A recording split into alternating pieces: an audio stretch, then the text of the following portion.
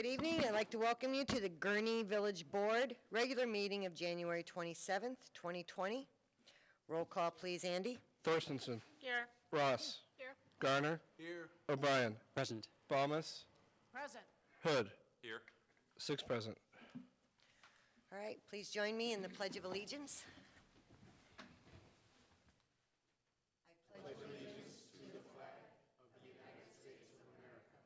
And to the republic for which it stands, one nation, under God, indivisible, with liberty and justice for all.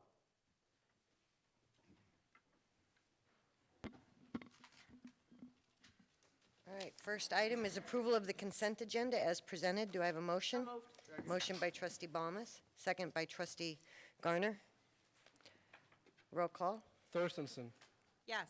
Ross. Aye. Garner. Aye. O'Brien. Aye. Balmas. Aye. Hood. Yes. 6 aye. Motion carries. Patrick, please read the consent agenda into the record. Item number 1, approval of the minutes from the January 6, 2020 meeting. Item number 2, approval of ordinance 2020-04, authorizing the execution of an intergovernmental agreement with the Village of Gurnee and the Warren-Newport Public Library District to contract for the repair and maintenance of parking lots, Phase 2. Item number 3, approval of reduction in performance bonds for Wentworth subdivision. A, landscape improvement bond reduced to $18,032. B, public improvement bond reduced to $93,604. Item number 4, approval of payroll for period ending January 3rd, 2020 in the amount of $866,280.30.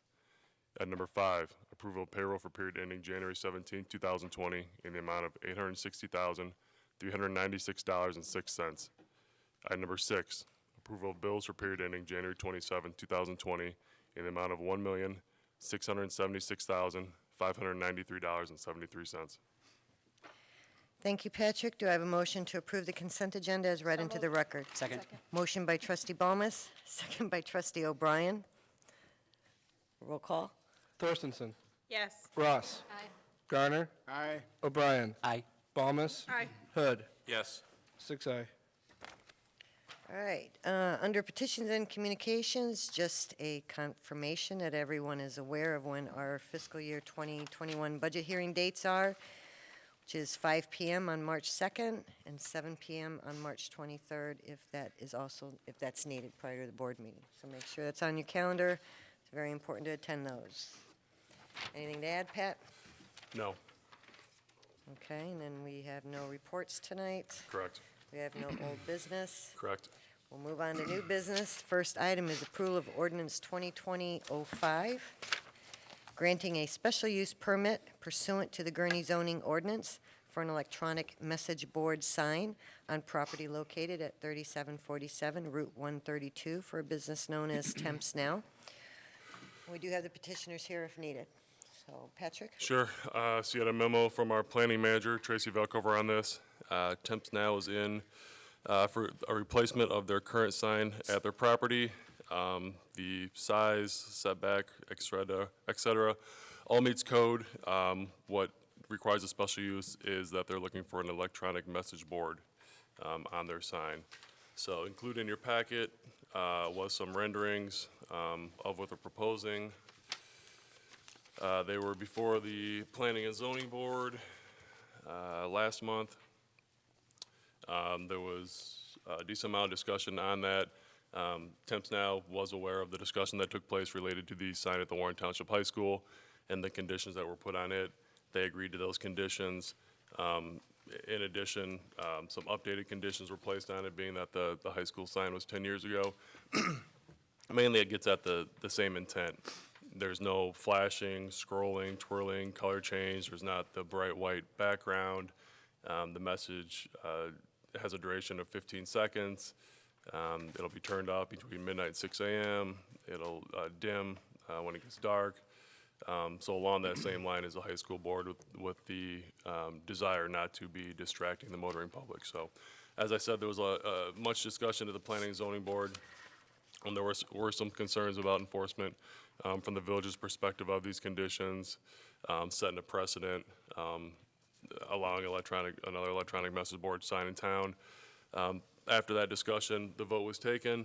It was a 4-3 unfavorable recommendation to the village board.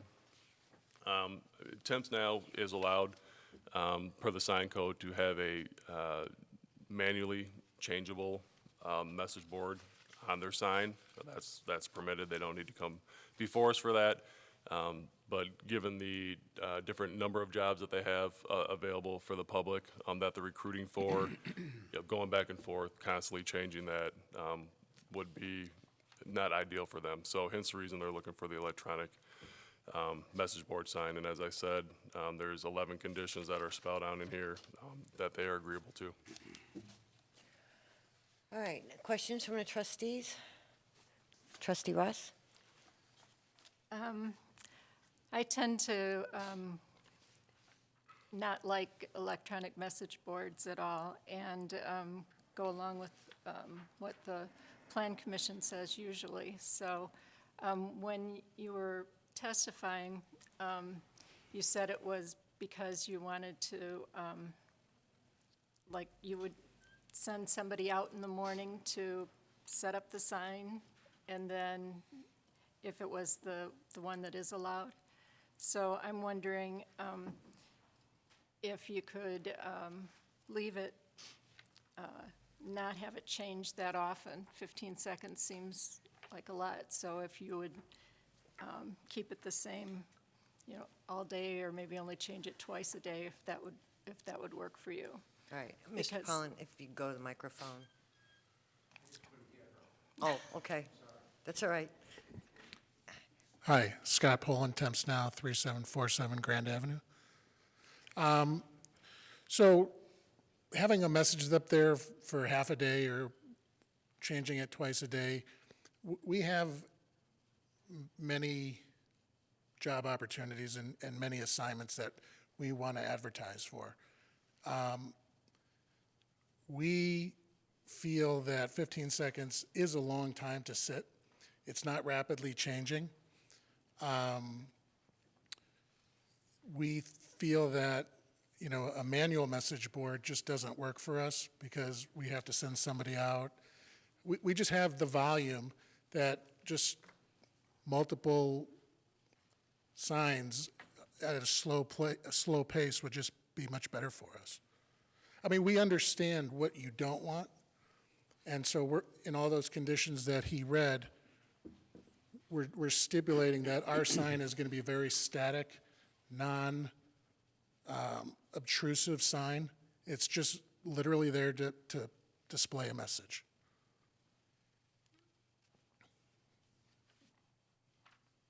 Any other questions, Trustee Ross? Okay. I just think it's a slippery slope. If you allow this, then, where do you go? Maybe just to comment on that, for the school sign, there were 7 conditions. Tonight, before you have 11. Condition 10, and I know this came up, the entire message will be contained on one screen. There will not be any two-party messages or continuation. So these are all good discussion points, and I know that was one of them, reading from the minutes. Yeah, and I agree with Trustee Ross. We probably need to step back after this, and however this turns out, and think about digital signs. They're not going to go away. We're in a digital world, period. So we have to find a way to not make this difficult on staff from an enforcement, but something that we can live with and we think, lends itself to the community without being obtrusive. So we do need to do some work on this, but this isn't, we're not going to sit here and legislate new rules for signs, but, it's a new world, whether we like it or not. Trustee Thorstensen? So one of these renderings does show brick surrounding it. I just want to ask if that's the final, or are you leaning in that direction? Yes, the drawing you have is to make it a good-looking monument sign. So we are leaning towards some sort of stone or brick. I like that a lot compared to the examples that were in the deck from other businesses. Yeah, it's not just going to be on a pole or anything like Right, that. it looks really nice. And I'm okay with it. I know we're different there, but, you know, we had the volunteer fair last week, and I can't tell you how many people said, I didn't know about it. And I thought, here's a way to get people to know about jobs in the area. So I'm for it. All right, I'll come back. Let me do the other side. Any questions on this side? Sound fair? Trustee Garner?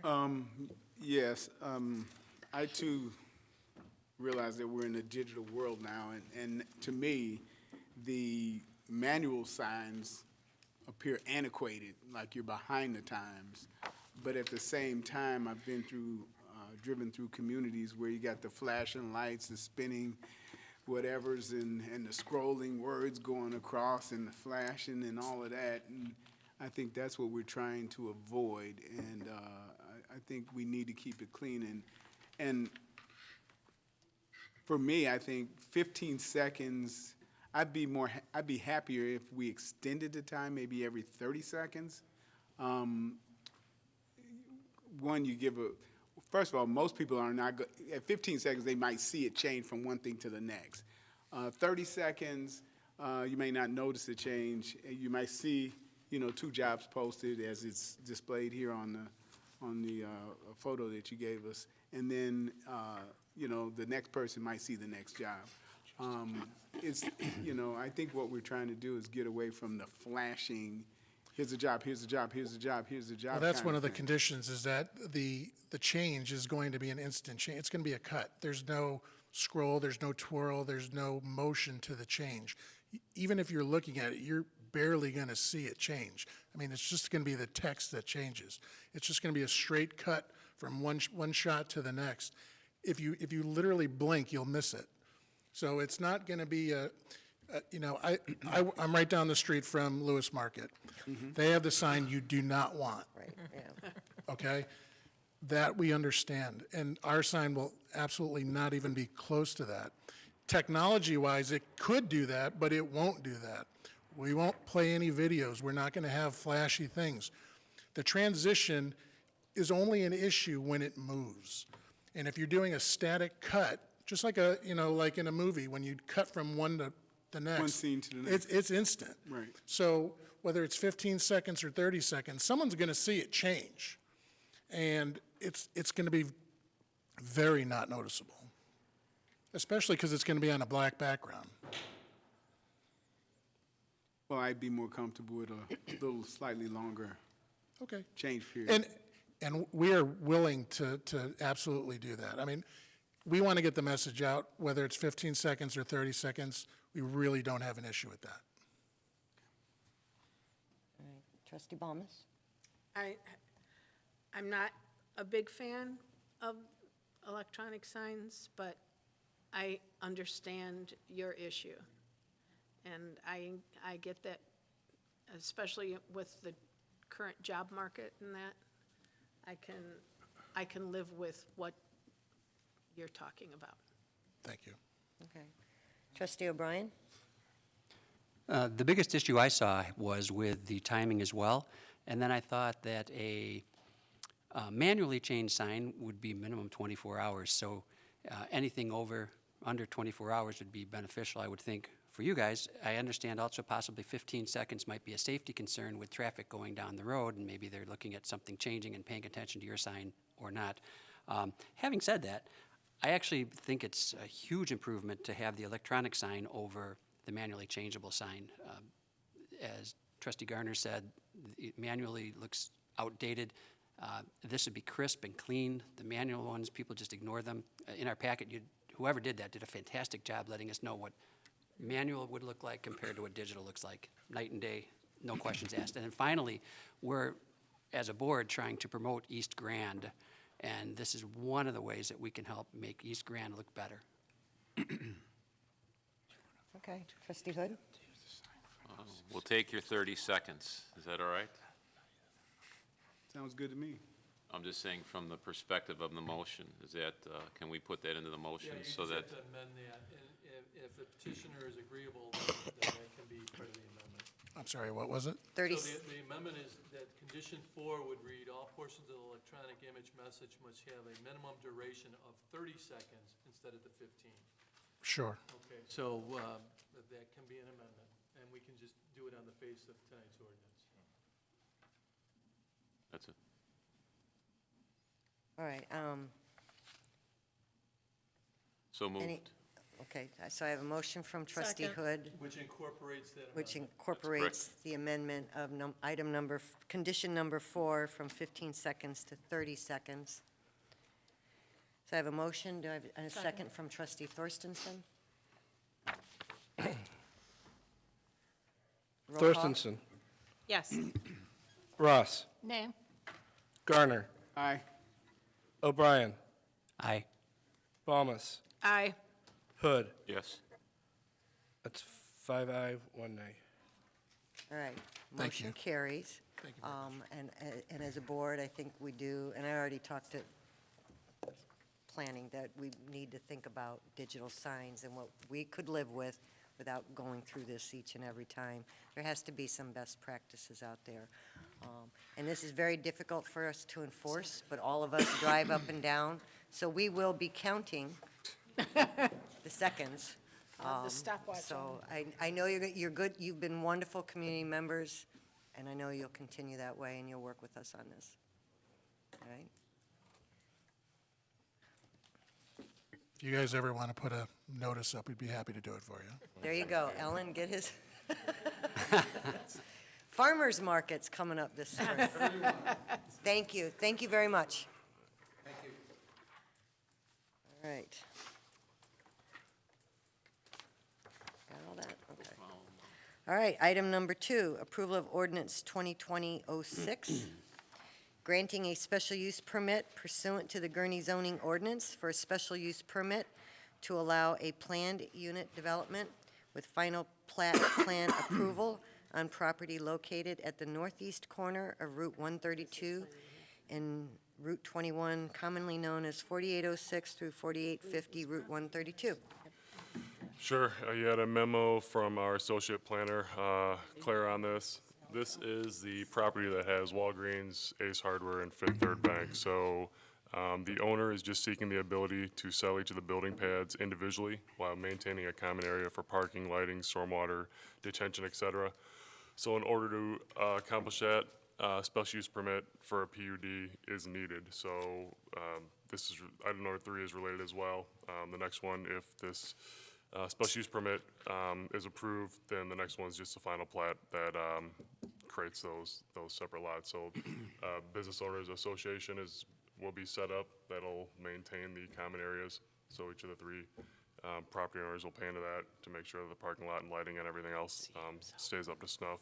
But as I said, this is really just dividing off those 3 buildings. So from when you drive down Grand Avenue or Route 21, you won't notice anything different at all as the site's already been developed. All right, and we have a dear old friend, Glenn Christensen, who helped with this. So if the trustees have any questions, he's here to answer them. All right, questions from the trustees? Trustee Ross? Move to approve? Second. All right, I have a motion to approve. Do I have a second? Second. Second by trustee Thorstensen. Wait, I want to put him through the ropes. You know, if he's going to come out of retirement, let's persecute him.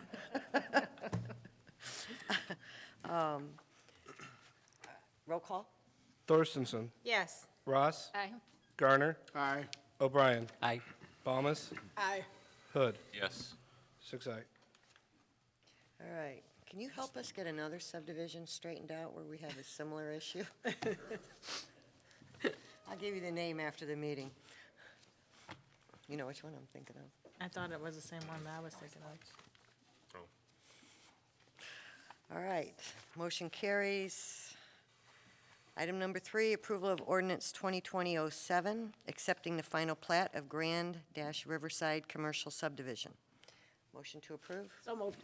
Motion by trustee Balmas, Second. second by trustee Thorstensen. Roll call, please. Thorstensen. Yes. Ross. Aye. Garner. Aye. O'Brien. Aye. Balmas. Aye. Hood. Yes. 6 aye. All right, motion carries. Congratulations, let the owner know. This is an improvement. I know it'll make it a lot easier for him to keep that subdivision in a nice condition as he has it now. All right.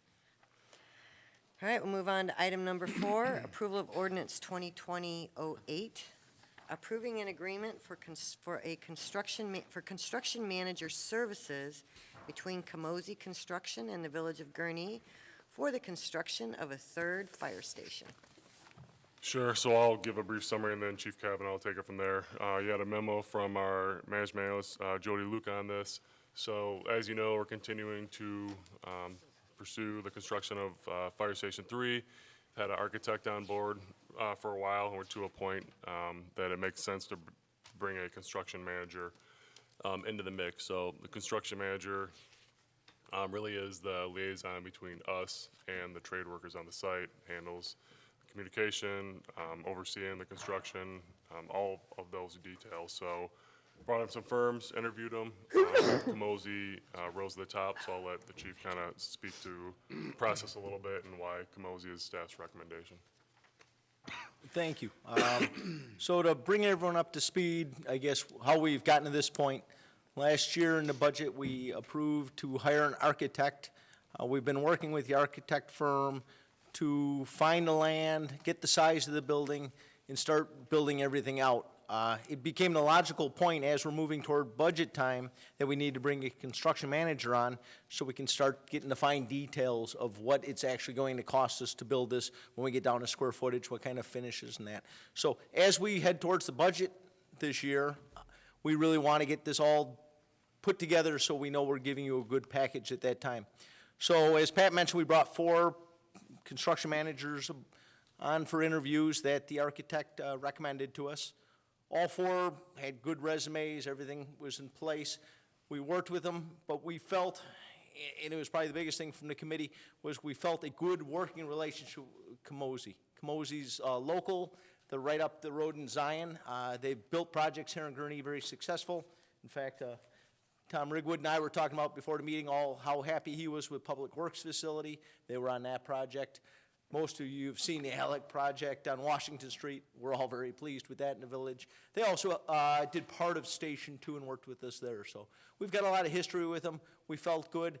We had one quick meeting with them, with the architect already prior to coming under contract, just to kind of get a feel out.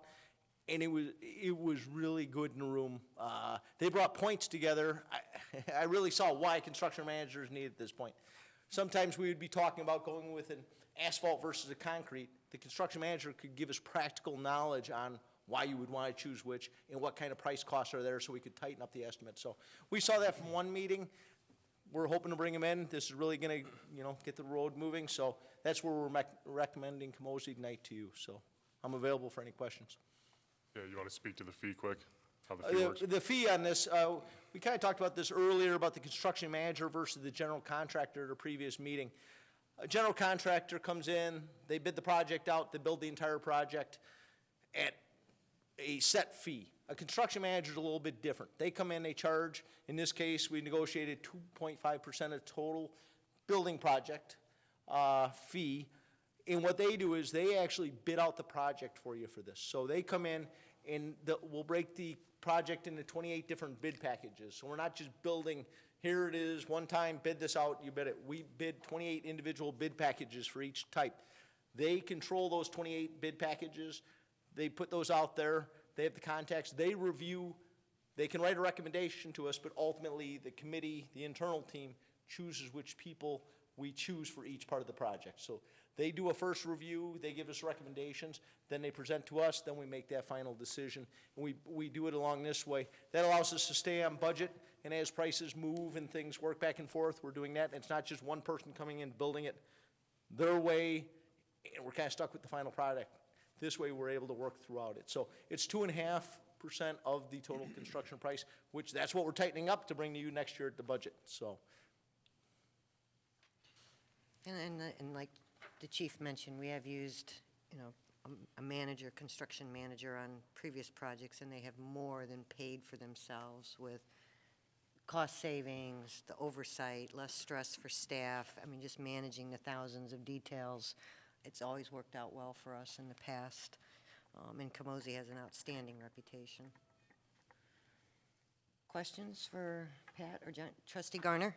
What do we expect the project to cost? We're working on that right now. We have Now some we- drawings. We have some general square footage. That's what we're hoping to accomplish here in the next 2 to 3 weeks. And then as we come into the budget hearings, we'll have the numbers for you. We've got lots of meetings. We're meeting next Tuesday, our first big meeting. We've got some placeholders in the budget out there, but we want to work those through before we get there. But generally speaking, what do we I expect to say, see in you're, the cost? We're, the high end. Go The ahead high and end. give them in the the high high end, end. we're 30 probably million? What is it? 6.5 to 7 million on the high end. I just want an idea. And is 2.5% the going rate? Is that pretty standard in the industry? It is. Construction managers? Once again, this is a professional service contract, so we couldn't go out and ask for bids from each one of them because this is, there. However, we've done research and we feel very good with that number that we worked through. Obviously, we looked at other public projects to see what they were paying and making sure we were on the low end of what people were paying or, right there where we should be on a project this scope. So we felt very comfortable with the price. And Trustee Garner, this will be talked about during the budget hearing, but we'll have participation from the fire districts, so we've already met with them. And they'll be voting on our proposal on participating in this too. So it won't be us carrying the whole cost. Everybody heard me? Okay, Trustee Ross? It's 2.5, but then you don't know what the total, do they estimate so that they get paid all along as they're going through, so? They do, and that's where the estimates right now on the high end are 6.5 to 7, the lower end 6. So we can see what that number is. We worked it out, we could see what the actual dollars are to make sure we fit that in budget. As we're moving here next probably 2 to 3 sessions with them, we're tightening those numbers. Right now, we're doing that off of just a generic square footage they give you a high-end ratio and a low end. Now that we've brought them on and we're meeting with them on a regular basis, we're starting to talk about a little more products, a little more where we're trying to spend, where we're not, and we're tightening things up, so that number should get tighter prior to us getting to the budget hearings. That's our goal, is to be able to come to you with a number there. But the 2.5% is what that fee is across the professional services. It's very standard. I guess I was just wondering when you start paying them, though. You don't wait until the project is done, so you estimate a little bit as you go along. We've got them to roll in their upfront into, they're doing that for us. They will do it off the actual construction price of the project. We're not being charged for these first few sessions, we'll say, as we're building it out.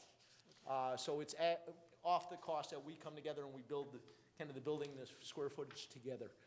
They've rolled in their initial doing that, understanding they're signed throughout the whole contract, and they'll receive their fees once we get rolling down the line, once we get the bid packages out. They're not upfront during this architecture point. They do not charge anything off the architecture drawings. That's completely outside, and that's in this year's budget, outside the construction project itself.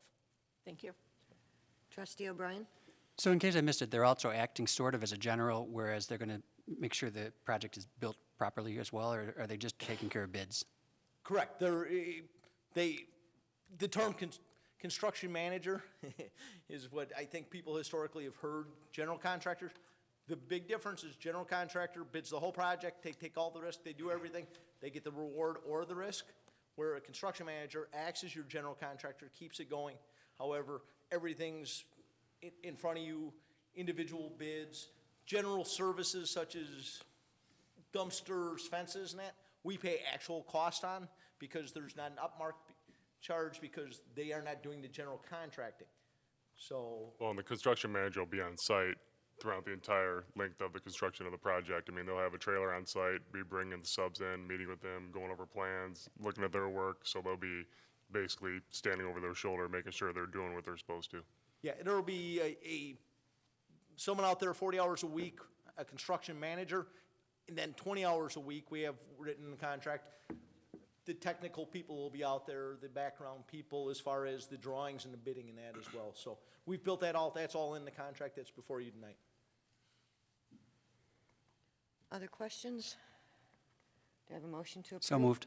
Second. Who said, oh, motion, or trustee O'Brien, second by trustee Garner. Roll call? Thorstenson, Yes. Ross, Aye. Garner, Aye. O'Brien, Aye. Thomas, Aye. Hood. Yes. 6 aye. Motion Sean. carries. Thank you. Next step.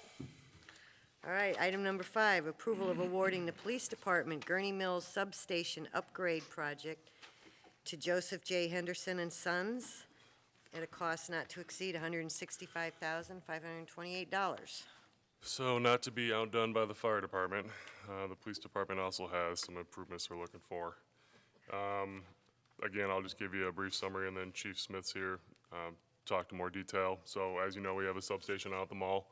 Been out there since '91. Really hasn't been any major improvements to that space since that time, although how we use it and just community policing, visitor policing unit, et cetera, has changed over that time. So we had talked a couple years ago about the potential to move into an inline storefront out at the mall to increase the public safety presence. Fortunately for the mall, they lease that space to a paying tenant, which is good for them and good for us because it's some sales tax dollars, but it takes that opportunity away from us, and there's really not a foreseeable opportunity in the future to get an inline storefront. So with that being said, the police department worked with the mall, J.J. Henderson, and then the IS division to see what they could do to make the current space more usable, more officer-friendly, more safe for our officers in there and any patrons that we bring in there. So they had put together these improvements, worked with J.J. Henderson to get some costs together and a not-to-exceed price. So I guess I'll let Chief speak into a little more detail. Just as a reminder, we had $300,000, I believe, in this year's budget, and that was related to the inline storefront. We had carried that money over a couple of years in case that came to fruition. Didn't come to fruition, so there is funding in the budget for this improvement. So. Yeah, thank you, Mr. Mutz. Madam Mayor and Village Board, thank you for giving us the opportunity to come before you tonight and explain this project. As Mr. Mutz mentioned, our substation has been in the mall since 1991. We were lucky enough that there was foresight that long ago to include a facility in the mall that would allow us to maintain a relationship and have office space there. There was a slight remodel, if you will. There was some equipment that was purchased, desks in 2001, but that is the only time in the last 30 years that there's been any real improvements in that place. So what we're asking for is support to remodel the substation, to change the layout so that it's a bit more officer safety conscious. The design 30 years ago was to set it up like an office, and we really use it like a police substation with a booking room. And so we need to change the design so that we can secure that facility. And then also it includes some office space for not only the officers that are assigned there, that work there every single day, that are part of the visitor-oriented policing team, but there's also some space there that would allow us to enhance an office there for the west side officers to be able to have a facility on the west side of town to go and write reports and work and do some investigations that would allow them to do that there instead of needing to come all the way back to the police station. So again, we appreciate the opportunity to be here tonight. This facility drastically enhances our ability to respond at the mall and be visible and be present and develop those relationships with visitors and businesses and mall and the security staff out there. And we strongly believe in that mission, and I'm here to answer any questions you may have. And I would just add, so the 165, there's $15,000 worth of contingencies in there that just in case something comes up that was unexpected, we're hoping not to spend that, so hopefully it'll come in under the 165. And as the chief and I work through this, obviously, if we're sticking $150,000 into a space, we're going to be using it for the foreseeable future. So if we do these upgrades to this police substation, that's where the police department is going to be located at the mall for Yes. a long time coming, so. Questions for Pat or the chief? Trustee O'Brien? Only curious, I had the pleasure of walking through the substation today and saw what might be done. It's fantastic. It's about safety of the officers. So right now, our officers, when they're booking, they have the bad guys to their back. So this will be just one aspect of it. But my only question actually was, how long is the project possibly going to take? Because I assume you can't use that space while it's in construction. So we've discussed that with the project manager, and they will split it up into sections so that we can continue to use the facility while they're there. All said and done, they feel very confident that they can finish this project in about a month and a half to 2 months during this fiscal year. Thank you. Thank you. All right, any other questions? Do I have a motion to approve? Motion. Second. Second. Motion by trustee Ballmer, second by trustee Thorstensen. Roll call, please, Andy. Thorstensen, Yes. Ross, Aye. Garner, Aye. O'Brien, Aye. Thomas, Aye. Hood. Yes. 6-8. All right, motion carries. Thank It'd you. be nice to get this done. Much better work environment. Yeah, we've been talking about it for a while I now. know, we so. have, for quite a while. All right, item number 6 is approval of the IS Division's recommendation to waive the formal bidding process and to award the 2020 server storage replacement project and 5 years of prepaid maintenance to CDWG at a cost of $75,843.72. Sure. So you had a memo from our IS director, Chris Velkover, and he's here tonight. So last year, Chris issued an RFP and specified three different manufacturers that he was looking to try out. Went through that process, purchased the equipment, the Nimble storage from Hewlett-Packard, has had that in place at Village Hall for a year now, has been very satisfied with its performance. So this year, when they looked at server replacements, they want to go with that specific equipment and manufacturer. So we've narrowed the scope a little bit.